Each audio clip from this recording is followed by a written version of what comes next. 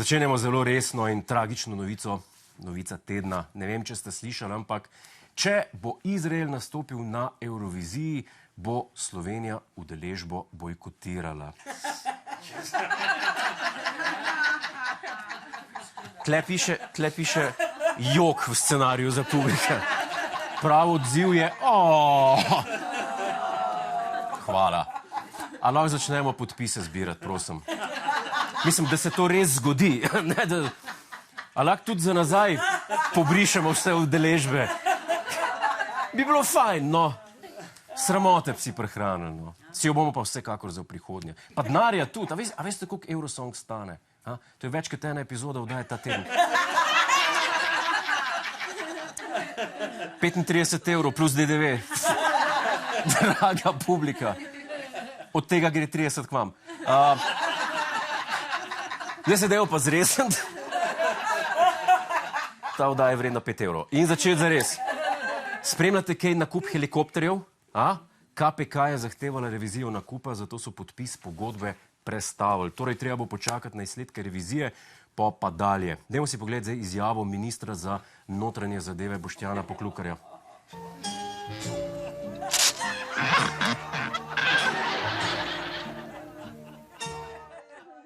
To je pa ena stara izjava, črno-bel posnetek. Tle je bil še mlad. Tle je bil še v gimnaziji. Zadevo bomo za vas vsekakor spremljali še naprej. Veselijo pa se Ljubljančani in Ljubljančanke. Zakaj? Ker se jim na področju javnega transporta obeta izum tisočletja. Bo v prihodnosti Ljubljana dobila vodni javni prevoz. Mestna občina načrtuje projekt, s katerim bi po reki Ljubljanici zaplule ladjice, ki bi olajšale vsakdanje poti. Ajde, Gebo, del, vsi na palubo!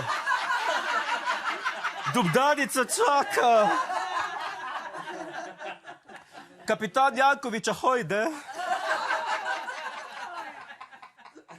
Ampak, ker smo Slovenci zelo radoveden narod, nas seveda zanima, koliko bo pa to koštalo? Projekt je ocenjen 55 milijonov evrov.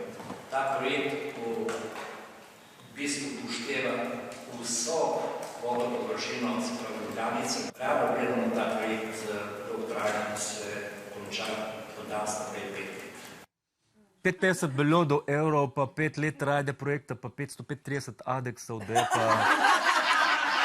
Pa recimo, da bo na koncu 260 milijonov evrov, da... Od oka! Aplavz za 55 milijonov evrov.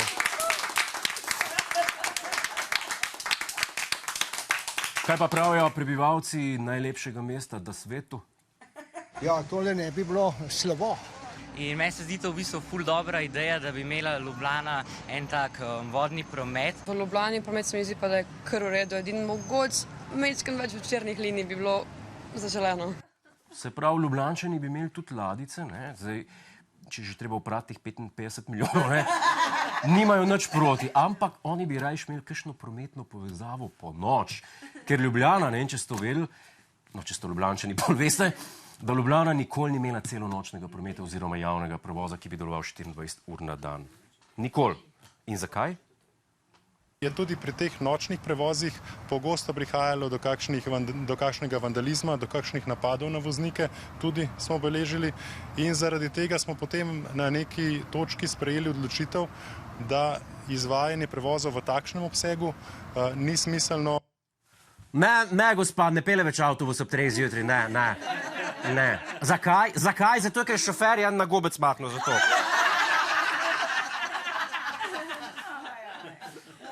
Jaz sam upam, da ne bo kakšen šofer fasal na gobec čez dan, ko bo LPP še avtobuse po dnevu kinil. Kaj pa pol? Pol ste pa Ljubljančani obsojeni na pešačenje. Oziroma ne, na elektronski roje. A se ne pele tako elegantno? Ker ladij na Ljubljanci še najmanj 5 let ne bo. Ste slišali župana, ne?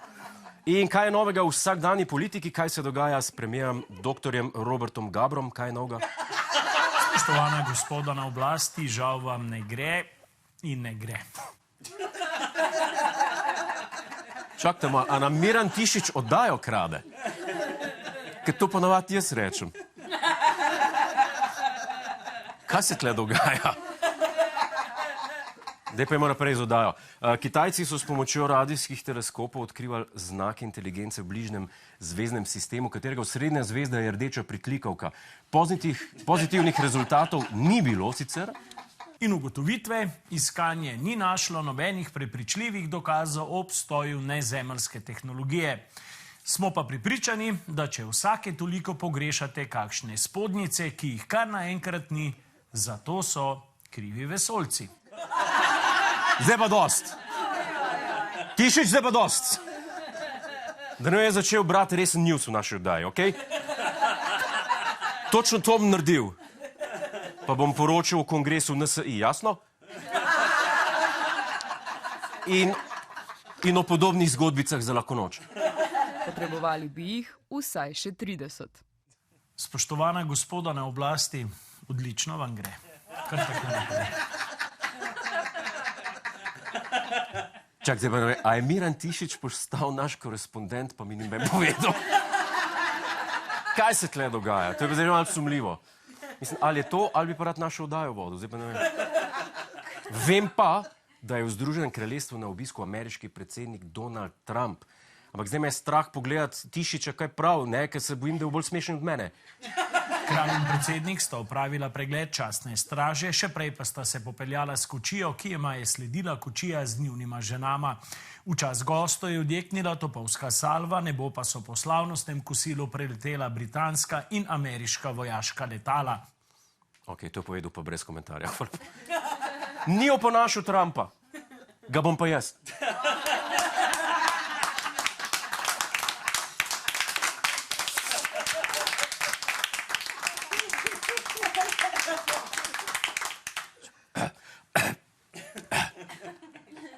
What a great country, what a great king this guy is. What a great guy.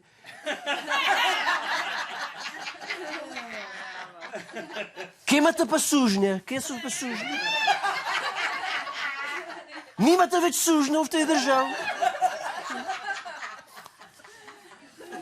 V Ameriki imamo glasnejše topove kot to. Predsednik je v Združeno kraljestvo prispel z talno svetilko, kot vi... A ja, pardon, to je Melania. Pardon, se upravičujem. To je Melania, smisel, da je lampa.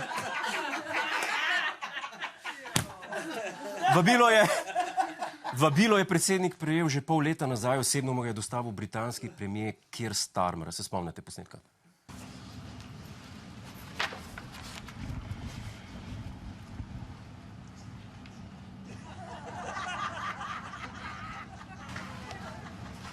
Well, that is really nice. I must make sure his signature's on that. Ja, kralj Karel je pač direkten. Kaj? Pa očitno tudi slovensko govori. What a great king, what a great king. Je pa na predvečer predsednikovega obiska prišlo do incidenta in sicer so nepridipravi na grad Windsor projicirali posnetke ameriškega predsednika s pokojnim pedofilom in podjetnikom Epsteinom. To je zavržno dejanje. To je skoraj celo tako zavržno dejanje, ker če bi na Celjski grad projiciral Pornič odlatuje. Ker je tam snemala Pornič. Ko to vem? Research.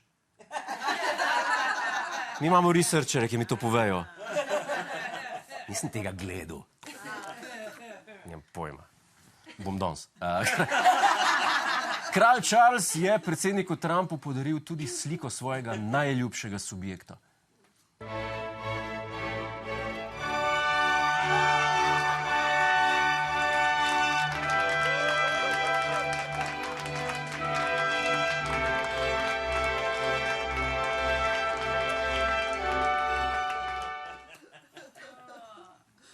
Na obisk v Slovenijo pa naj bi že oktobra prišel Barron Trump, predsednikov najmlajši sin s Trumpovim zetom.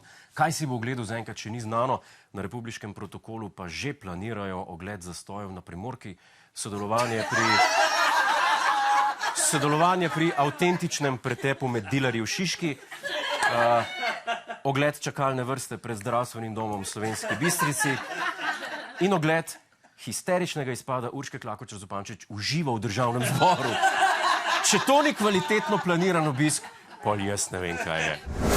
Hej, preden greš, klikni tukaj in se naroči na naš YouTube kanal, imamo pa tudi TikTok, Instagram in Facebook, tako da le urno.